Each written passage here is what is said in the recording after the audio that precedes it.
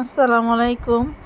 আজকে আমি আমসত্ত্ব পাকা আম দিয়ে আমসত্ত্ব তৈরি করলাম একদম সহজভাবে। একবার দেখলে যে কেউ এই আমসত্ত্বটা তৈরি করে নিতে পারবে।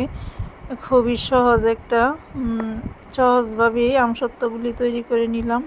আর খুবই লোভনীয় হয়েছে আমসত্ত্বগুলি, টক ঝাল মিষ্টি আমসত্ত্ব, মানে একদম পারফেক্ট হয়েছে আমসত্ত্বগুলি। এখন আমি এখানে পাকা আম নিয়েছি, পাকা আমগুলি কেটে নিয়েছি।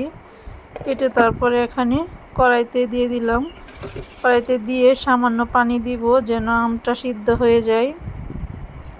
অল্প করেই পানি দেব, অল্প করে পানি দিয়েছি, প্রায় 1 কাপের মতো পানি দিয়েছি। দিয়ে যেন আমগুলি সিদ্ধ হয়ে যায়, এই পানি দিয়েই আমগুলো আমি সিদ্ধ করে নিচ্ছি ঢেকে দিয়ে। কিছু সিদ্ধ হয়ে গেছে, আর বাকি আরও কিছুক্ষণ পানি টানিয়ে নিব। এরকম হয়েছে, একদম খোয়া খোয়া হয়ে গেছে, মানে আমগুলি একদম পারফেক্টভাবে সিদ্ধ হয়ে গেছে। এখানে আমি মশলা নিয়ে নিয়েছি, সবগুলি ভেজে গুঁড়ো করে নিব। আর এখানে আমি আমগুলা ছেঁকে নিচ্ছি। ছেঁকে নিলে যে একদম পিওর পাওয়া যাবে, রসটা একদম পিওর পাওয়া যাবে, কোনো থাকবে না। একদম ছেঁকে নেওয়া হয়ে গেছে। এখানে আমি আরেকটা কড়াইতে ফ্রাই প্যানে দিয়ে দিলাম যে ছেঁকে রেখেছিলাম আমের যে পিউরিটা, এখন আমি দিয়ে দিলাম। দিয়ে এখানে দিয়ে দিচ্ছি চিনি। আমি চিনিটা টক মিষ্টি ঝাল করব, তাই চিনিটা আমি বুঝে দিয়েছি, আপনারা বুঝে দিবেন। এখানে দিয়েছি 1/2 চামচের মতো মরিচের গুঁড়া, 1/2 চামচের মতো ধনিয়ার গুঁড়া, 1/2 চামচের মতো ধনিয়ার গুঁড়া, আর স্বাদ মতো লবণ দিয়েছি। লবণটা দিয়ে নেড়ে চেড়ে এখন দিয়ে দিলাম যে শুকনা মরিচ আমি কিছু টেলে আলাদা করে গুঁড়ো করে নিয়েছি সৌন্দর্যের জন্য, আর কিছুটা ঝাল হবে।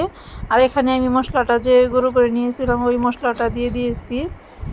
দিয়ে নেড়ে চেড়ে এখন ভালো করে একদম যেন পানি না থাকে ফুটিয়ে নেব, একদম শক্ত করে ফুটিয়ে নেব যেন পানি না থাকে।